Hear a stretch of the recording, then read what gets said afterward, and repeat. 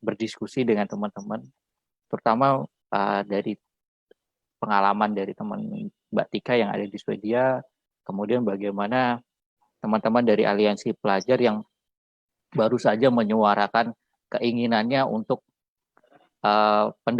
pendapatnya terkait proses belajar mengajar di rumah.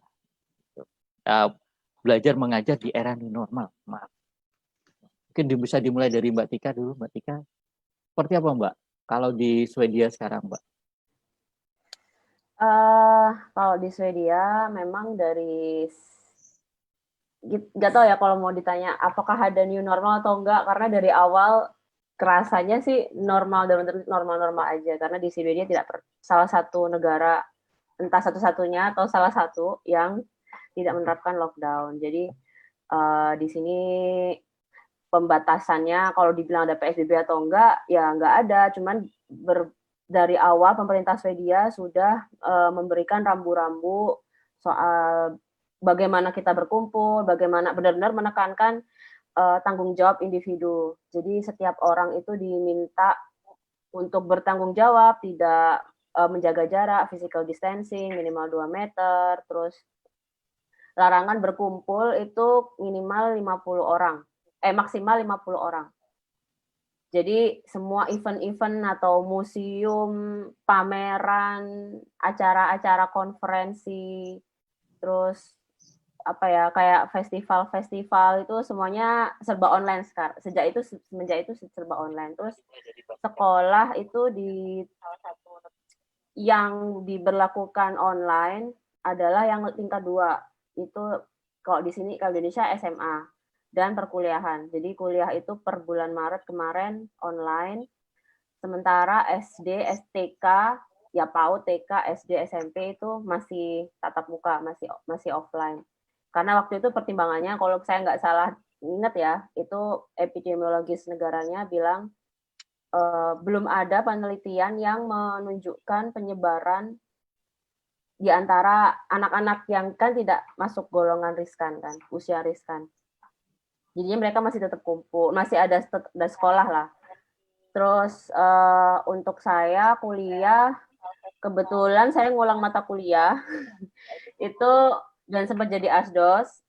Itu memang merasakan bedanya ngasdos dan kuliah di ya secara online maupun offline. Jadi waktu saya ngasdos sih kerasa banget diskusi itu ya, jadi materi-materi itu disampaikan oleh dosennya itu secara offline, nggak semuanya live. Jadi mereka bikin kayak video atau PowerPoint yang ada voice-nya. Jadi mahasiswa diminta membaca atau melihat sebelum perkuliahan. Jadi pas kuliah itu cuman sesi tanya jawab aja. Itu juga maksudnya juga menghemat pakai data kali ya juga buat teman-teman yang lain. Meskipun nggak tahu kalau di sini banyak wifi gratis. Terus ada sesi juga dibikin dosennya, harusnya kan ada sesi kayak group work di kelas itu dibikin diskusi, terus silahkan berkumpul di kelompok kalian. Nah, ada beberapa dosen, ada dosen di mata kuliah lain aku dengar itu pakai sesi breakout room kayak gitu-gitu. Tapi di mata kuliah yang aku asdosin itu lebih ke kayak sesi konsultasi. Jadi setiap kelompok itu dibikin slot sekitar 30 sampai 45 menit, terus diskusi di situ, presentasi apa cerita progresnya mereka di situ. Jadi supaya nggak melelahkan nunggu kelompok lain selesai mungkin breakout room dan yang lain-lain. Jadi ada beberapa apa ya variasi dalam sesi belajar apa ya, diskusi dan belajar mengajar, menyampaikan materi selama pandemi.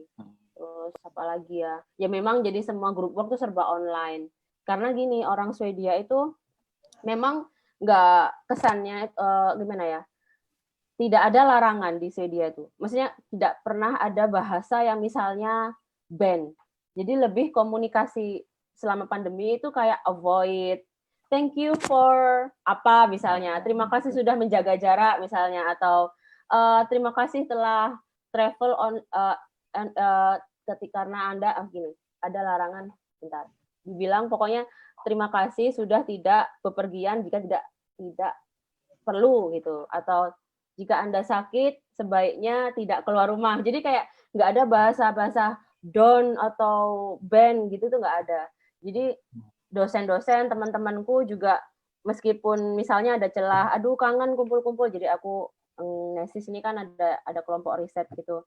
Terus kita pengen ketemuan gitu loh, tapi aduh maaf ya, but I think we should still in Tapi online gitu kayak jadi kayak kalau ada uh, sense-nya gitu. aku potong ya. Kalau Heeh. misalnya ngerjain tugas gitu gimana? Online.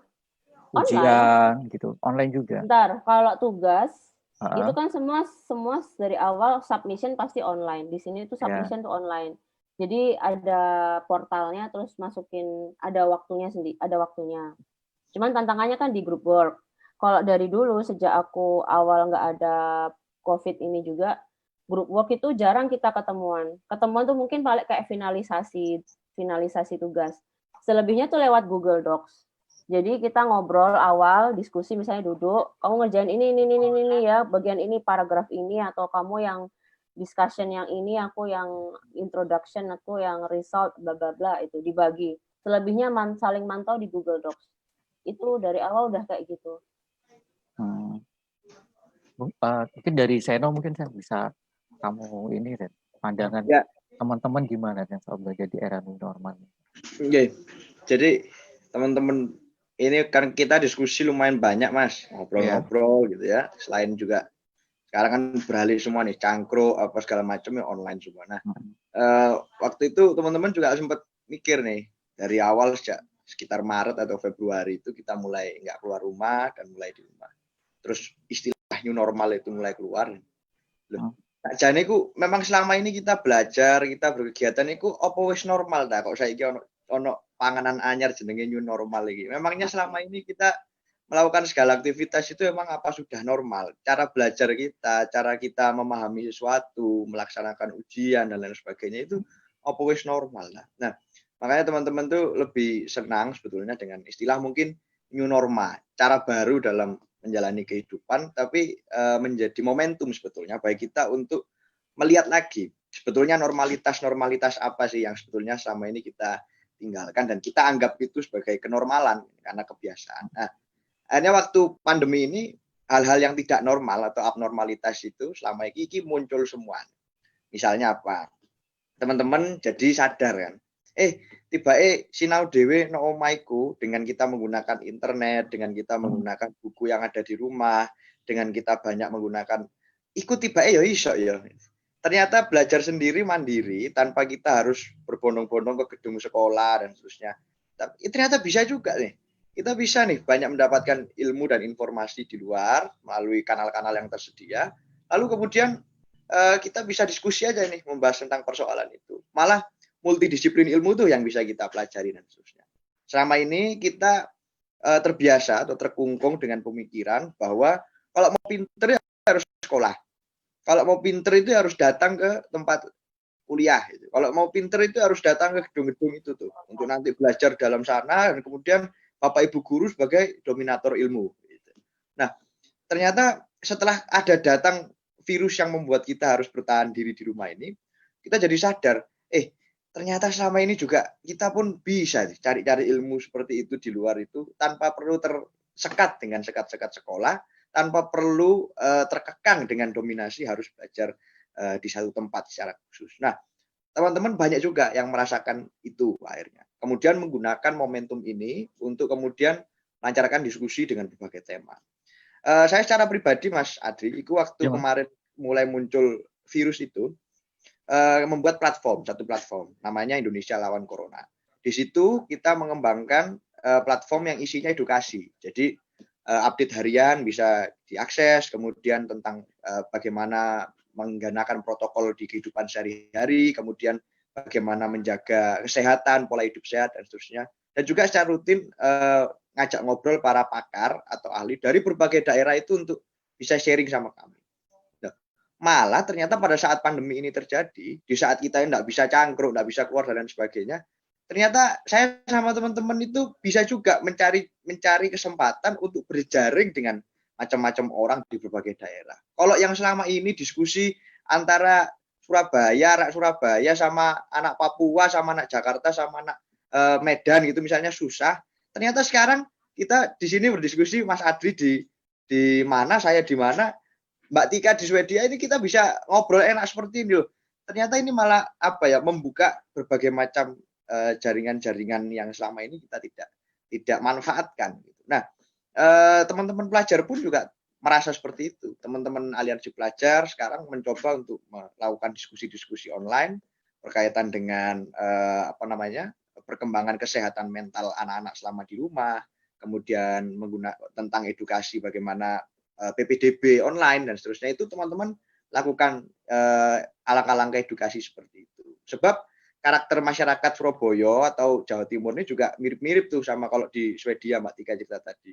Kalau dikasih don gitu, ojo ngono tambah dilawan, tambah wis wani wis iki wis apa wis ada virus wani. Nah, makanya pola penyampaiannya pun harus dikelola sehingga bagaimana teman-teman itu tidak merasa dilarang, tidak merasa dibatasi, tetapi malah diajak untuk melihat sisi lain bahwa sebetulnya keterbatasan yang sedang kita alami sekarang ini dalam hal bertemu secara fisik, dalam hal bermobilitas, itu sebetulnya membuka peluang bagi kita untuk menjadi tidak terbatas di hal-hal lainnya, terutama dalam hal belajar.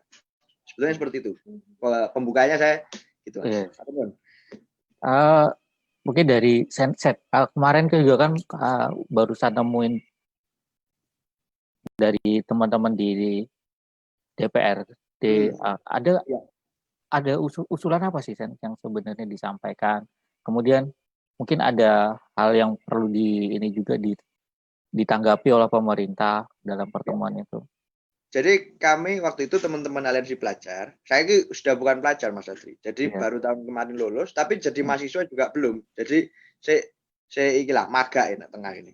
Tapi bagaimanapun masih diminta oleh teman-teman APS Aliansi Pelajar Surabaya untuk menemani menjadi Dewan Pembina. Nah, jadi masih ngikutin tuh teman-teman. Kemarin teman-teman Aliansi Pelajar itu membuka form aspirasi menggunakan Google Form. Nah, pakai modern sekali deh. Teman-teman semuanya based on teknologi semua.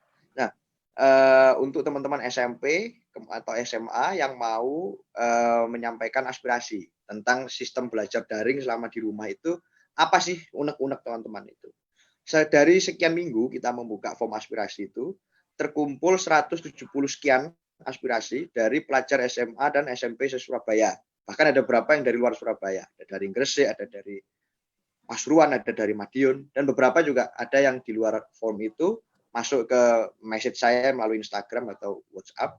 Dan kemudian dari 170 sekian aspirasi tersebut, kami menyimpulkan ada dua masalah utama yang menjadi permasalahan pelajar di Surabaya dan di Jawa Timur secara khusus pada masa pandemi kemarin baru mulai. Masalah pertama adalah tentang beban belajar daring yang diterapkan oleh sekolah.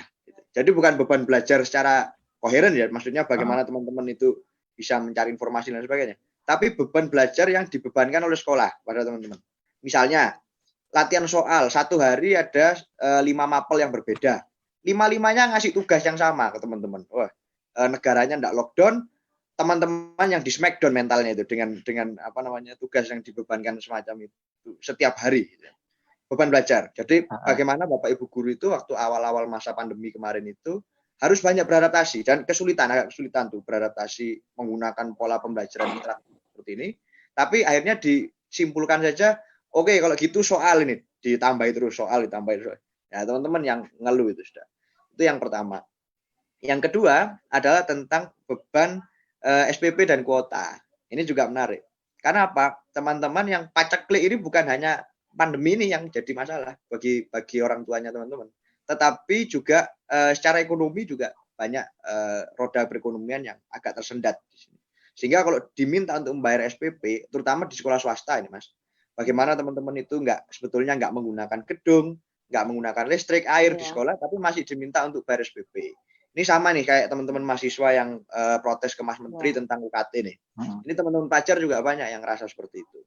Nah, kemudian beban kuota, sudah masih disuruh bayar SPP, masih harus menyediakan kuota juga di rumah untuk mengikuti beban belajar online.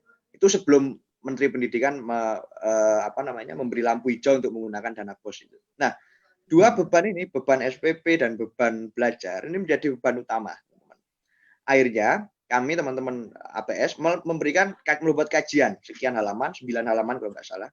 Pada kita menyusun itu, dan di akhirnya kita menyusun catatan rekomendasi kepada pemerintah untuk menyiapkan dana-dana BOS atau dana taktis yang dimiliki oleh pemerintah untuk membantu teman-teman memberikan subsidi di dalam hal kuota dan SPP.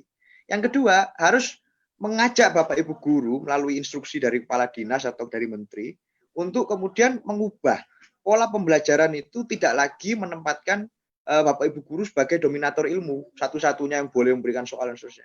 Malah harus melakukan shifting, di mana Bapak Ibu guru sudah tidak menjadi dominator ilmu satu-satunya, tetapi menjadi fasilitator belajar bagi teman-teman untuk mengolah sekian banyak informasi yang ada di luar, menjadi sumber moralitas, menjadi sumber keteladanan, dan menjadi fasilitator untuk belajar dan berdiskusi. Nah, kami mendorong itu, sehingga kami dua hal itu menjadi penting.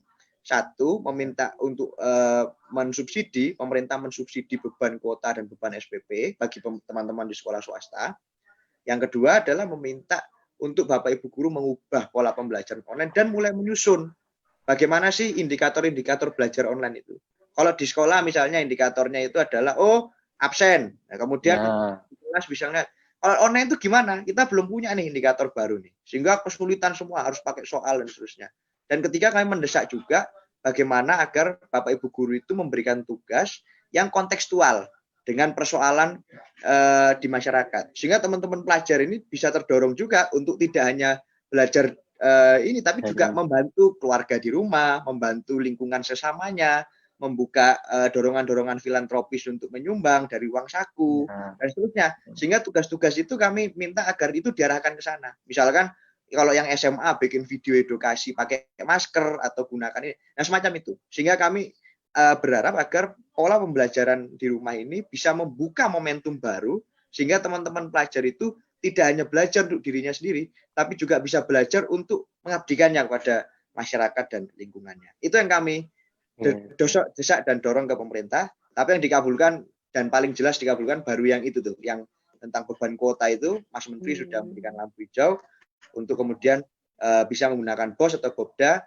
tergantung kewenangan sekolah masing-masing. Nah, tinggal keberanian Bapak Ibu kepala sekolah, dan juga tentu saja kalau lebih akan luar biasa lagi kalau diberikan instruksi teknisnya oleh dinas pendidikan di masing-masing daerah. Demikian, Mas Menteri.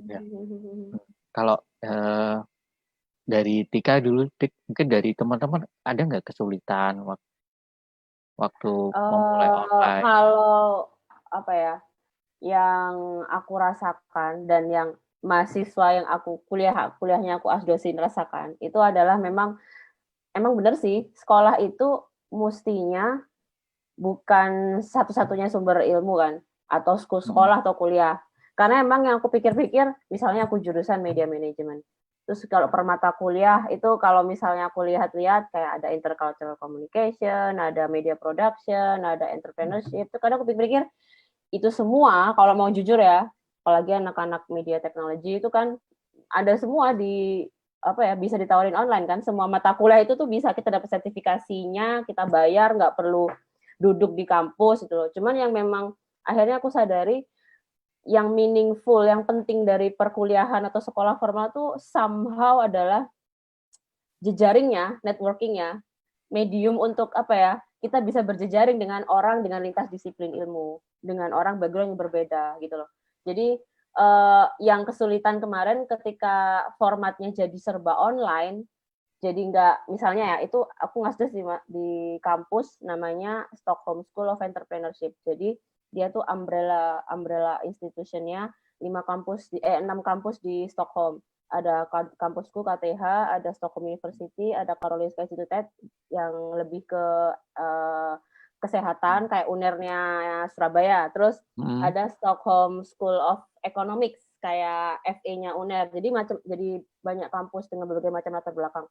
Itu jadi kurang gregetnya itu ketika berjejaring itu tadi. Kalau misalnya duduk ketemu dari anak dari kampus lain dengan jurusan lain, diskusinya bisa lebih lebar gitulah daripada misalnya di online. Itu challenging-nya di situ. Jadi setiap kelompok itu akhirnya kita ngerasa perlu ada sesi yang cuman ya ngobrol-ngobrol biasa. Kamu dari jurusan apa gitu? Aku ada pengalaman ini gitu. Jadi kayak lebih getting to know people-nya itu sih yang lebih perlu, nggak lebih cuma sekedar kamu ngerjain tugas ya gitu, atau kamu bagian udah selesai belum, nggak bagian nagih-nagih doang, tapi kayak lebih ke gimana kita ya bisa kenalan sama orang baru human gitu connection-nya itu, kenalan orang baru. Mungkin akan lebih greget misalnya kalau pas kuliah kita datang kan lintas kampus kan, jadi kalau aku ngambil jurusan, aku waktu itu ngambil mata kuliah di jurusannya anak kampus seni, namanya Konsfak.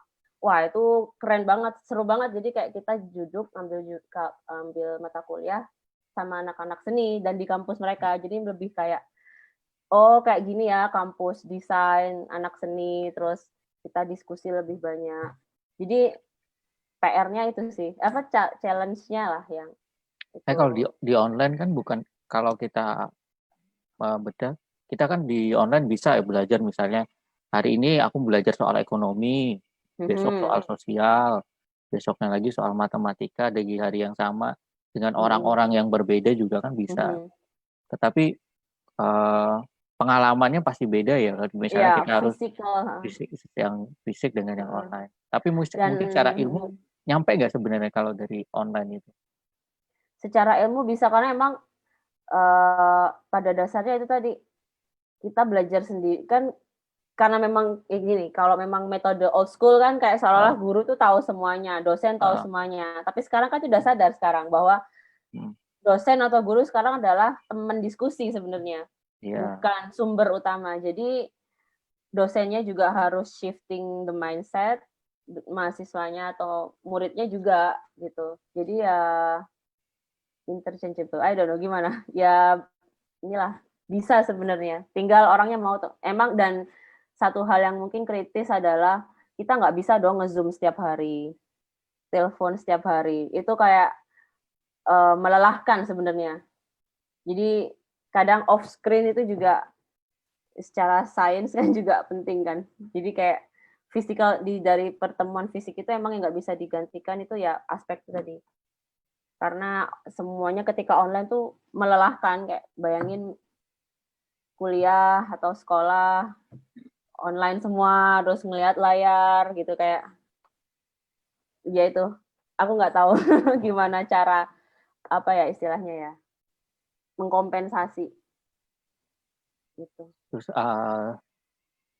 tapi kalau di Swedia tetap ada yang di sekolahnya, maksudnya harus datang ke kampusnya gitu untuk belajar. Iya, kemarin per 15 Juni kemarin perkuliahan boleh offline, bisa offline. Tapi kan ini udah masuk summer break, jadi tinggal yang sidang-sidang tesis doang.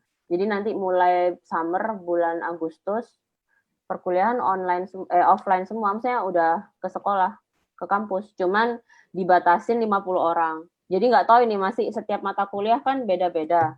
Ada mata kuliah yang versi besar yang biasanya kelas seminar tuh ratusan orang, itu aku nggak tahu. Kayaknya hybrid. Kayaknya ya, aku belum dapat informasi hybrid lagi. Itu gimana? Kalau lebih dari 50 di online kan gitu. Kayak ujian akan di online kan katanya. Jadi perkuliahan bisa fisik kan bisa dibagi per kelas-kelas. Per kelas-kelas misalnya 40 gitu ya kan, maksimal kan 50. Terus kalau online, kalau ujian nanti katanya ada kemungkinan tetap online. Biasanya kalau boleh nanya, Sen, dari pengalaman kamu, ada mungkin cerita-cerita dari teman-teman mahasiswa atau mahasiswa bahwa kalau di katanya Tika sih, kalau di luar negeri kan memang bagaimanapun online itu kan kita kehilangan teman diskusinya gitu, semua baik dengan chatting mungkin ya, atau mungkin dengan diskusi seperti ini akhirnya kan jadinya semua searah, nggak bisa dari banyak arah, teman-teman nggak bisa nimpalin gitu. Kalau di online gitu, itu ada cerita-cerita gitu mungkin dari teman-teman? Kalau jadi ada sebenarnya macam-macam juga sih Mas di teman-teman yang berkembang. Ada yang masih tetap ngeyel, cangkruk, itu ya masih ada juga yang masih tiap malam ketemu ngopi-ngopi. Tapi ya sudah, itu pilihan mereka. Aku pernah bilang bahwa kita ini pandemi juga nggak mungkin kan dalam arti 10 tahun atau 20 tahun sampai begini terus, itu ya pasti nanti paling pol ya 2 tahun lah, paling pol itu 2 tahun kita harus tahan dengan tirakat semacam ini. Tapi paling enggak yang kita harus coba berpikir bahwa ini perubahan fundamental sebetulnya ke paling tidak cara berpikir. Meskipun nanti tentu saja pertemuan fisik itu penting, gitu ya. Kita nggak mungkin mengubah itu. Ini kita ketemu orang secara langsung itu juga menyehatkan jiwa dan seterusnya. Tapi tentu harus kita batasi sekarang. Kita batasi. Tapi itu tadi di tengah keterbatasan itu sebetulnya ini momentum, gitu. Momentum untuk mengubah sesuatu. Apa? Jadi corona ini sebenarnya bukan memunculkan problema baru. Corona ini menunjukkan kepada kita problema-problema lama yang selama ini belum sempat kita selesaikan. Gitu. Misalnya apa? Jelas kok kelihatan misalkan kita ini misalkan tidak punya database yang sangat kuat gitu untuk misalkan.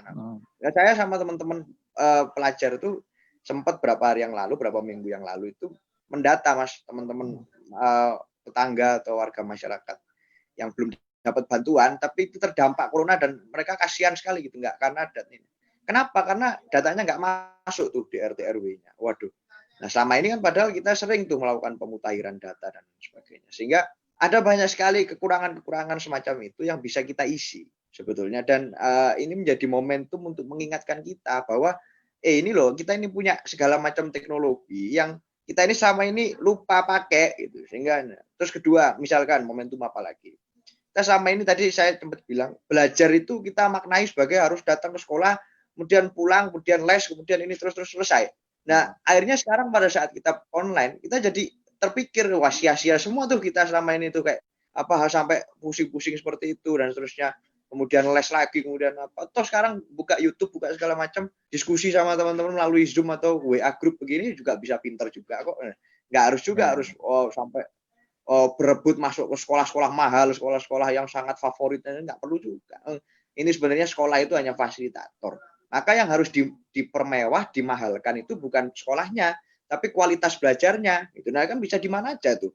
Dan bahkan kalau kita bisa mendesakkan atau mendorong perubahan bahwa belajar itu tidak lagi dimaknai sebagai sekolah, itu misalnya pendidikan itu tidak sama dengan persekolahan, tidak sama dengan perkuliahan, maka kita juga bisa mengubah banyak fundamental nanti setelah ini. Itu bahwa belajar itu korelasinya adalah nanti harus kita seberapa banyak yang kita sumbangkan kembali ke masyarakat itu baru kita bisa mengukur tingkat keterpelajaran kita, tingkat keterdidikan kita. Nah, corona ini menunjukkan kepada kita adalah corona ini semacam momentum, gitu. Ini semacam waktu gitu untuk kita mendesakkan perubahan-perubahan itu. Nah, saya rasa waktu selama 2 tahun atau 1 tahun kita harus tirakat untuk di rumah ini bisa menjadi waktu atau momentum dekonstruksi yang sangat menyehatkan bagi kita semuanya sebagai sebuah masyarakat. Sehingga nanti pada saat kita kembali keluar, kita bisa kembali dengan bebas ketemu orang kayak biasanya, kita bisa konser lagi, bisa nonton bioskop lagi, bisa kumpul-kumpul lagi, bisa ngapain lagi.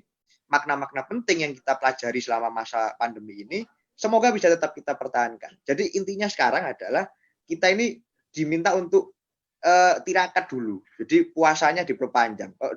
Puasa bukan hanya puasa makan minum, tapi puasa cangkruan, puasa kumpul-kumpul, itu juga puasa juga kita diminta untuk puasa. Tahan nggak? Bahkan jadi ujian ini. Kalau teman-teman biasanya ada yang punya pacar atau ada yang punya sahabat, kalau LDRan semacam ini, ketemunya hanya pakai Zoom dan seterusnya, bisa tahan nggak nih? Kalau bisa tahan persahabatannya, bisa tahan pacarannya, oh berarti ini berkualitas. Ini jadi momentum untuk mengukur itu. Ya, tapi ya itu tantangan juga sih. Semua ini kan dalam jangka waktu yang lama juga memang. Iya. Mau nggak mau harus ini. Ya harus ada jalan keluar juga. Misalnya dengan online pun, online yang seperti apa kan? Nah, itu kita juga belajar online lewat grup, lewat WhatsApp online. Rasanya belum ada format yang pas ini menurut saya ya. Atau memang belum ditemukan kitanya sendiri yang masih menolak untuk belajar online. Gitu. Mungkin Tik, ini udah setengah jam. Ada pendapat atau usulan lah? Atau mungkin tantangan orang belajar di era new normal sekarang gimana? Ya udah di-suffer semua sih sama Seno. Jadi kayak semua orang ya bahkan apa ya? Kayak misalnya aku sendiri ketika ngerasa ketika ngerjain tugas misalnya ya. Awalnya emang sangat susah. Misalnya aku kan tipikalnya orangnya memang harus kayak duduk ayo ngerjain bareng karena apa sih istilahnya kerja sendiri itu tantangannya gede banget sebenarnya. Ngerjain tugas sendiri itu tantangannya gede banget. Kalau nggak ada aja ngeles misalnya, aduh kamarku enak banget ya, terus kayak ngapain gitu, sibuk ke dapur ngerjain apa gitu loh.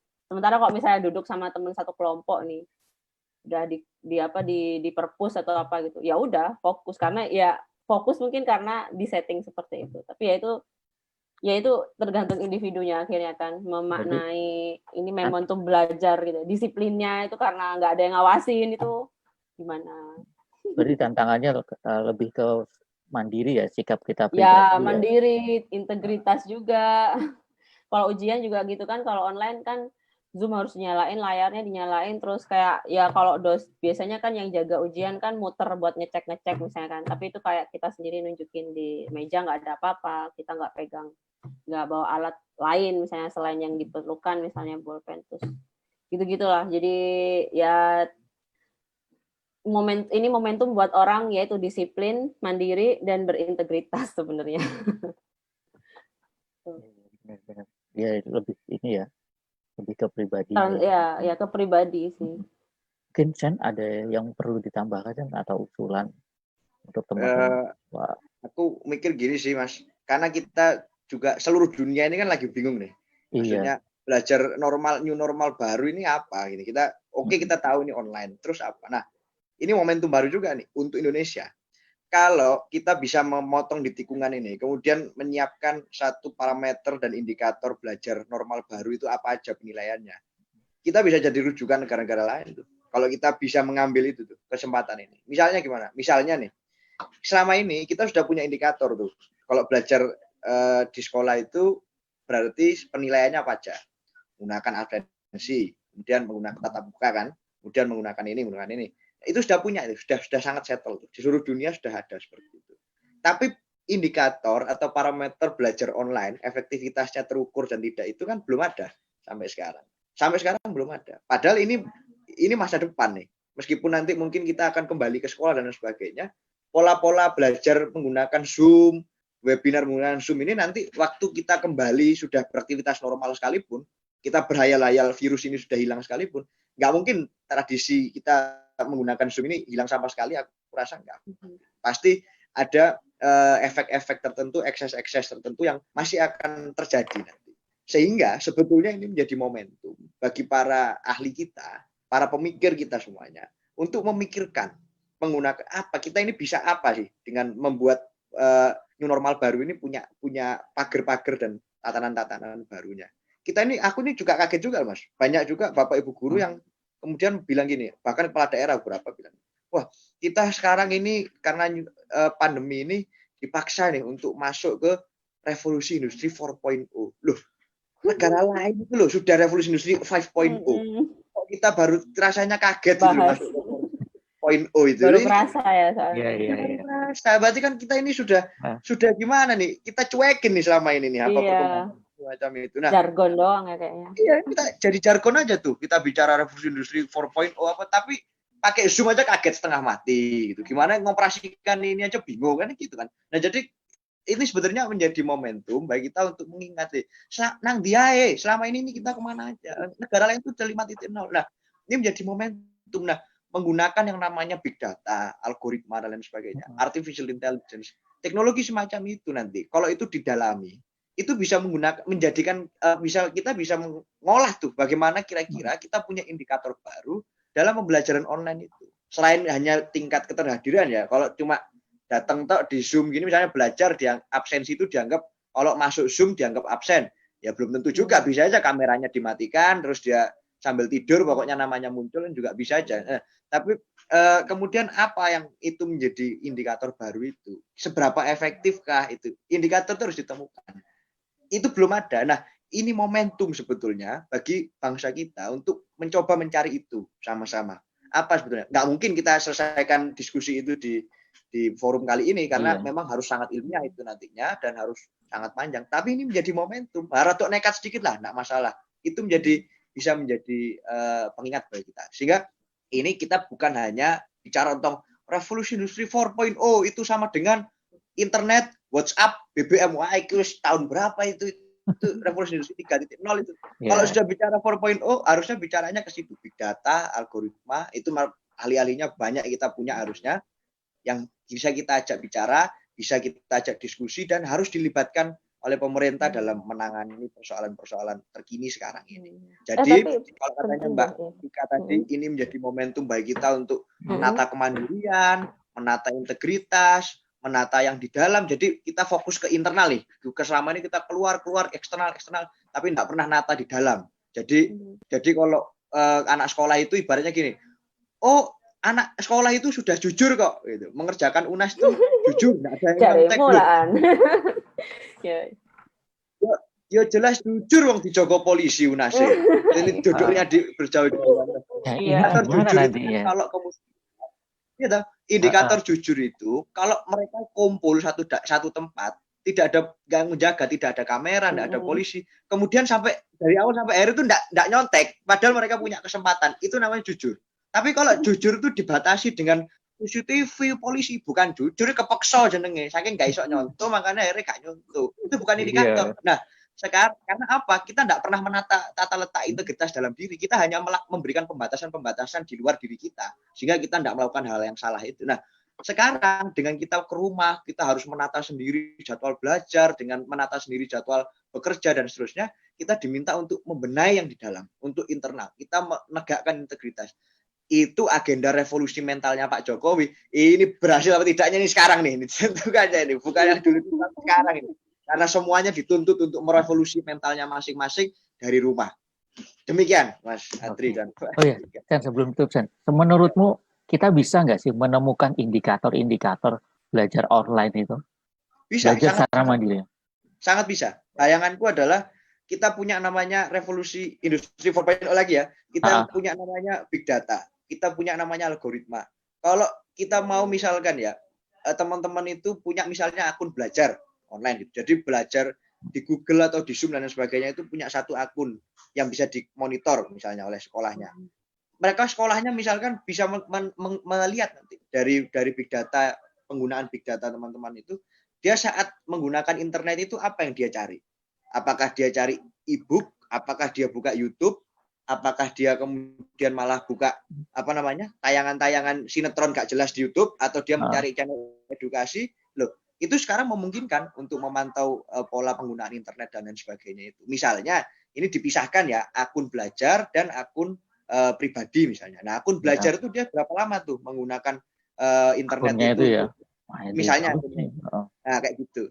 Kayak gitu misalnya. Sehingga bisa dicek. Nah, waktu di Zoom nanti. Waktu di Zoom itu tidak hanya berhenti seperti ini, tetapi forumnya adalah diskusi misalnya.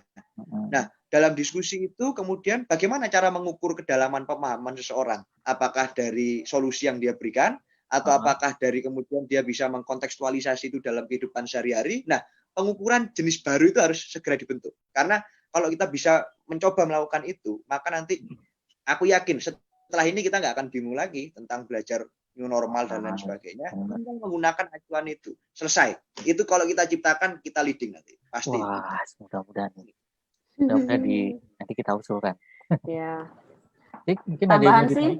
Ya, oke, big data. Aku setuju sih, big data, algoritma itu kayak emang diperlukan dan emang lagi tren dan itu akan sangat bermanfaat.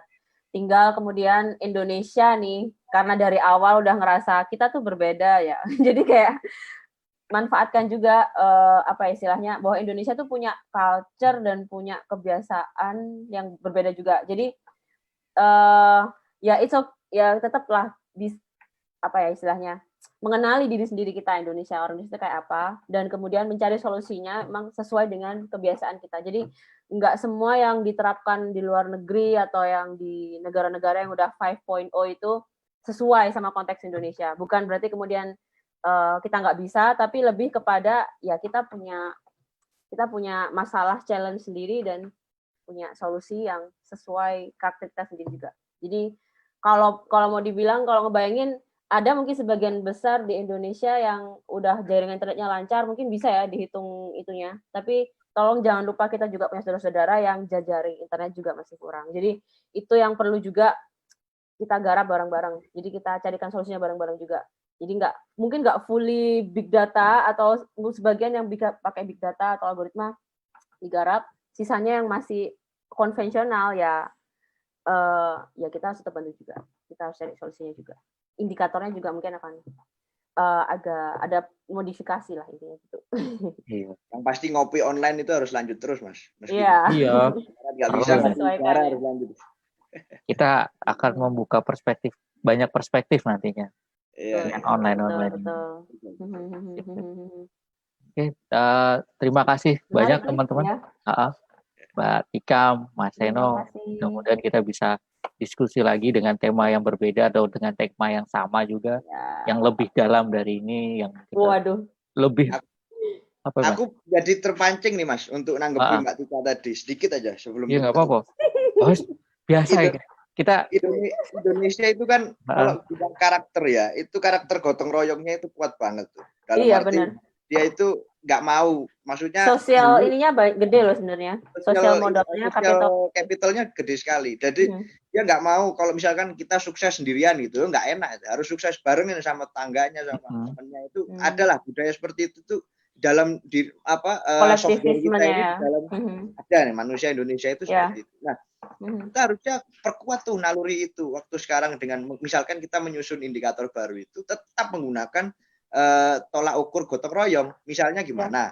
Jadi ilmu yang dipelajari itu jangan hanya berhenti di teori, tapi pengukurannya itu misalnya dari prakteknya. Lalu itu bisa juga tuh. Sehingga bagaimana misalkan beberapa mata pelajaran misalnya ya, PKN atau bisa ngajak orang nggak gitu kan? Bisa ngajak orang nggak untuk mengajari itu, belajar itu. Bisa nggak membuat orang lain itu menjadi paham materi benar. Dengan cara mau online, mau itu offline. Atau gini, PKN dan bahasa Indonesia digabung jadi satu tuh tugasnya misalnya. Disuruh untuk kampanye ya. Mensosialisasikan tentang Pancasila dan maknanya itu menggunakan bahasa Indonesia ke orang-orang di daerah yang kesulitan bahasa Indonesia misalnya begitu. Jadi kontekstual itu. Jadi kontekstual masalahnya itu tidak hanya teman-teman itu diajak untuk belajar, tapi lebih jauh diminta untuk berkarya dan karya itu harus menghasilkan dan berlandaskan semangat gotong royong. Aku rasa kalau itu dimasukkan dalam poin indikator itu menjadi salah satu. Itu ngerombak sistem pendidikan Indonesia banget itu ya, yang dari dulu-dulu.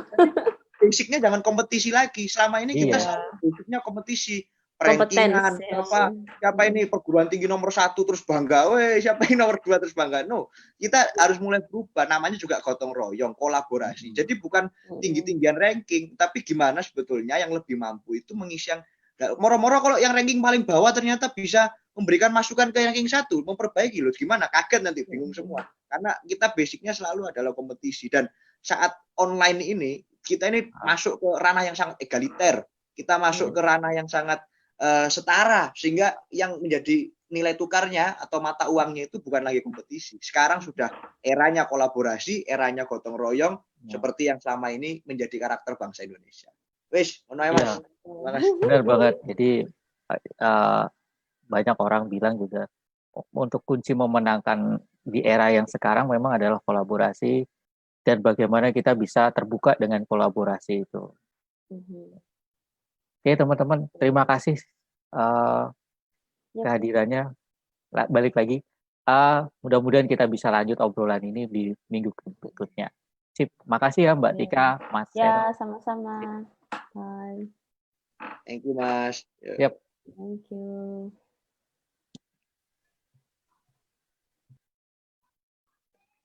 Wis dikat lagi. Wis. Siap. Oke. Ya wis, sudah Mas Adri. Ada masukan nggak? Wis, mantap. Iki Oh, diteruskan aja. Yang aku mantau di